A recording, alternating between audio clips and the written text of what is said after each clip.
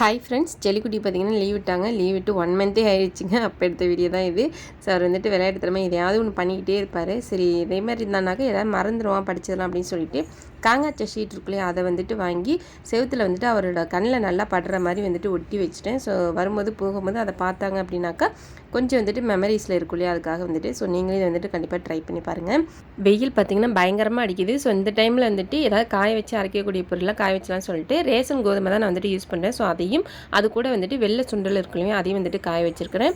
அம்மா பார்த்திங்கன்னா குச்சிக்கிழங்கு சிப்ஸ் எடுத்துகிட்டு வந்திருந்தாங்க. ஸோ அதை வந்துட்டு சிப்ஸு போடாமல் அதையும் காய வச்சு கோதுமையோடய சேர்த்து அரைச்சிடலான்னு சொல்லிட்டு மிளகாய், மல்லி, ராகி, கம்பு எல்லாமே வந்துட்டு சுத்தம் பண்ணி அம்மா வந்துட்டு கொடுத்துட்டாங்க.